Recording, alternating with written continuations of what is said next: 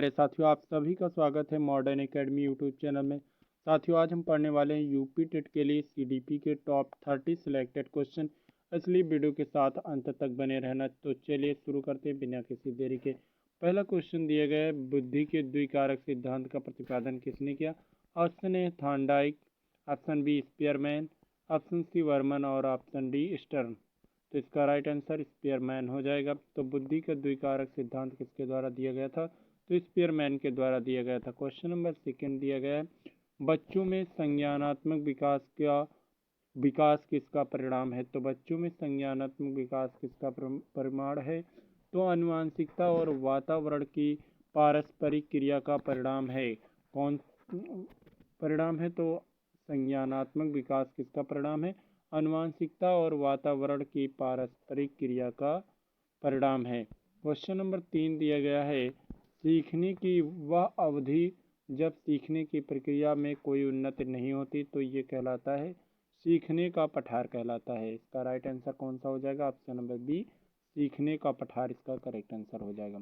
अगला क्वेश्चन दिया गया क्वेश्चन नंबर 4, वह कौन सा स्थान है जहां बच्चों के संज्ञानात्मक विकास को सबसे बेहतर तरीके से परिभाषित किया जा सकता है? तो विद्यालय एवं कक्षा पर्यावरण इसका right answer option number B हो जाएगा। अगला क्वेश्चन दिया गया क्वेश्चन नंबर 5। क्वेश्चन नंबर 5 दिया गया, शिक्षण विधि का चयन करते समय निम्न में से किसको ध्यान में रखने की आवश्यकता नहीं होती? तो किसको ध्यान में रखने की आवश्यकता नहीं होती? तो अभिभावक की पृष्ठभूमि को ध्यान में रखने की आवश्यकता नहीं होती। अगला क्वेश्चन दिया गया, किशोरावस्था में संवेगों की तीव्रता किस प्रकार प्रकट होती है? प्रतिकूल पारिवारिक संबंध बिल्कुल, व्यवसाय की समस्या ये भी सही है, नई परिस्थिति के साथ समायोजन। तो इसका right answer option number D हो जाएगा। इसका करेक्ट आंसर उपरोक्त सभी हो जाएगा। अगला क्वेश्चन दिया गया क्वेश्चन नंबर 6, 7, मनोविज्ञान का क्षेत्रवादी सिद्धांत किसके द्वारा दिया गया था? तो कूर्ट लेविन ने दिया था। मनोविज्ञान का क्षेत्रवादी सिद्धांत किसके द्वारा दिया गया? तो क्षेत्रवादी सिद्धांत कूर्ट लेविन ने दिया था। अगला क्वेश्चन देखते हैं, क्वेश्चन नंबर 8 दिया गया है, सृजनशीलता मौलिक परिणामों को अभिव्यक्त करने की मानसिक क्रिया है। उपरोक्त कथन किसके द्वारा दिया गया? इसमें से किसके द्वारा ये कथन दिया गया था? तो क्वेश्चन नंबर 8 का राइट आंसर हो जाएगा क्रो एंड क्रो। क्रो एवं क्रो के द्वारा सृजनशीलता मौलिक परिणामों को अभिव्यक्त करने की मानसिक क्रिया है। उपरोक्त कथन किसके द्वारा दिया गया? क्रो एंड क्रो के द्वारा। अगला क्वेश्चन दिया गया, विकास प्रक्रिया को प्रभावित करने वाली प्रमुख ग्रंथि कौन सी है? तो विकास प्रक्रिया को प्रभावित करने वाली प्रमुख ग्रंथि जो है पीयूष ग्रंथि। इसका राइट आंसर ऑप्शन नंबर ए हो जाएगा। क्वेश्चन नंबर 10 दिया गया है, भाषा शिक्षण की प्रथम कक्षा किससे माना जाता है? भाषा शिक्षण की प्रथम कक्षा किससे माना जाता है? तो क्वेश्चन नंबर 10 का जो राइट आंसर हो जाएगा ऑप्शन नंबर सी हो जाएगा, घर को।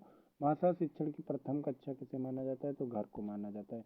क्वेश्चन नंबर 11, सह शिक्षा प्रणाली जहाँ विद्यार्थी होते हैं, तो विद्यार्थी कौन होते हैं? तो क्वेश्चन नंबर 11, लड़कियां और लड़के दोनों होते हैं। सह शिक्षा प्रणाली वह है जहाँ विद्यार्थी लड़के और लड़कियां दोनों होते हैं। क्वेश्चन नंबर 12 दिए गए, निम्न में से कौन सा कौशल भावात्मक वृद्धि से संबंधित नहीं है? तो इसका जो राइट आंसर हो जाएगा, भावनाओं की आलोचना जो है कौशल भावात्मक बुद्धि से संबंधित नहीं है, भावनाओं की आलोचना। इसका राइट आंसर ऑप्शन नंबर ए हो जाएगा। अगला क्वेश्चन दिया गया क्वेश्चन नंबर 13, एक अभिभावक आपसे विद्यालय में मिलने के लिए कभी नहीं आता है, आप बच्चों की उपेक्षा करेंगे? गलत है। अभिभावक को लिखेंगे ये सही हो सकता है, क्योंकि अभिभावक को क्या करेंगे? हम पत्र लिखेंगे। कोई एक अभिभावक विद्यालय में मिलने के लिए कभी नहीं आता है, तो अभिभावक को पत्र लिखेंगे। अगला क्वेश्चन दिया गया है, विकास का वही संबंध परिपक्वता से जो उद्दीपन का प्रतिक्रिया से। इसका right answer option number B, प्रतिक्रिया हो जाएगा।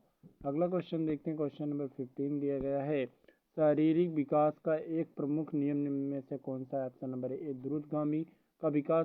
द्रुतगामी का नियम, अनियमितता का विकास, मानसिक विकास की भिन्नता का विकास, कल्पना और संवेगात्मक विकास का संबंध का नियम। इसका राइट आंसर हो जाएगा द्रुतगामी का विकास। शारीरिक विकास का प्रमुख नियम कौन सा है? तो द्रुतगामी का विकास। अगला क्वेश्चन दिया गया है बहुयामी बुद्धिमत्ताओं के गार्डनर के सिद्धांत में कौन सी बुद्धिमत्ता सम्मिलित है?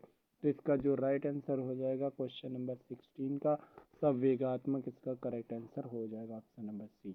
अगला क्वेश्चन देखते हैं। क्वेश्चन नंबर 17 दिया गया इनमें में से कौन सा गुण एक अभिप्रेरित बालक प्रदर्शित नहीं करता है? सीखने की इच्छा, सीखने में आवेग, आकांक्षा स्तर, समूह से अलगाव। इसका right answer option number D हो जाएगा, समूह से अलगाव इसका करेक्ट आंसर हो जाएगा। क्वेश्चन नंबर 18 दिया गया है मनोविज्ञान का कौन सा संप्रदाय व्यवहारवाद पर बल देता है? आंतरिक व्यवहार, बाह्य व्यवहार, आंतरिक एवं बाह्य व्यवहार दोनों इनमें में से कोई नहीं, तो बाह्य व्यवहार इसका करेक्ट आंसर ऑप्शन नंबर 18 का कौन सा हो जाएगा? बी नंबर, बाह्य व्यवहार।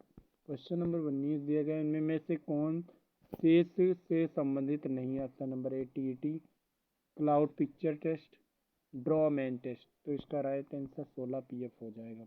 अगला क्वेश्चन दिया गया है क्वेश्चन नंबर 20, एक शिक्षक विद्यार्थियों को अनुप्रेरित कर सकता है पुरस्कार देकर, सही मार्गदर्शन कराकर, उदाहरण देकर, कक्षा में भाषण दे करके। तो इसका राइट आंसर क्वेश्चन नंबर 20 का होगा, पुरस्कार दे करके विद्यार्थी को अनुप्रेरित कर सकता है एक शिक्षक।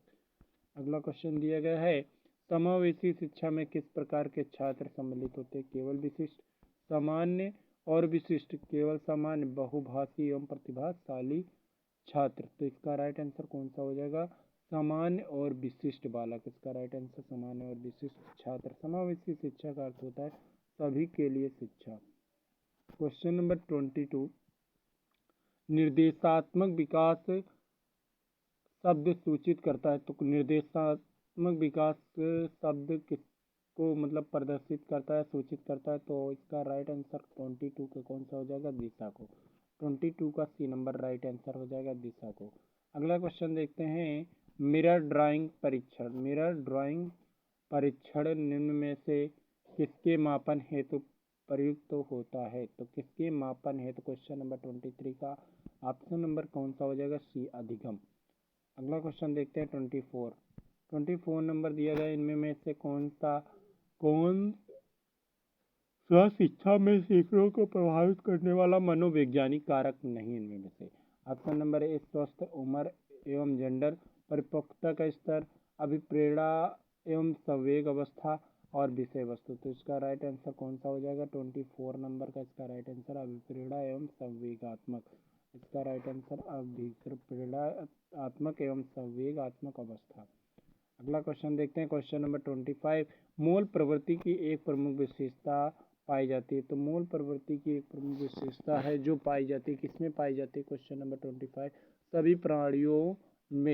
सभी प्राणियों में तथा यह जन्मजात व प्राकृतिक होती है। मूल प्रवृत्ति क्या होती है? सभी प्राणियों में पाई जाती है तथा ये जन्मजात व प्राकृतिक होती है। इसका right answer option number C हो जाएगा। अगला क्वेश्चन दिया गया 26 नंबर दिया गया है भय संवेग उत्पन्न करने का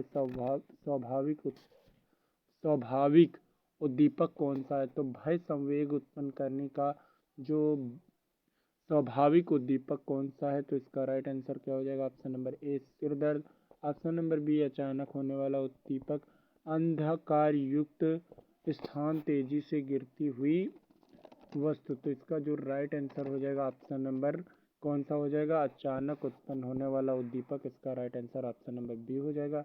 अगला क्वेश्चन देखते हैं अभिप्रेरणा का वर्गीकरण होता है। तो अभिप्रेरणा का वर्ग स्वाभाविक और कृत्रिम, कम महत्वपूर्ण तथा अधिक महत्वपूर्ण, जन्मजात तथा अर्जित और अभिप्रेरणा का तथा प्रभोलन। तो इसका राइट आंसर हो जाएगा जन्मजात तथा अर्जित। इसका राइट आंसर हो जाएगा। क्वेश्चन नंबर 28 दिया गया है यदि शिक्षक कक्षा में एक छात्र को समस्यात्मक बालक के रूप में पाता है तो उसे क्या करना चाहिए? उसे बच्चे को परामर्श देना चाहिए। इसका right answer option number C हो जाएगा, परामर्श देना चाहिए।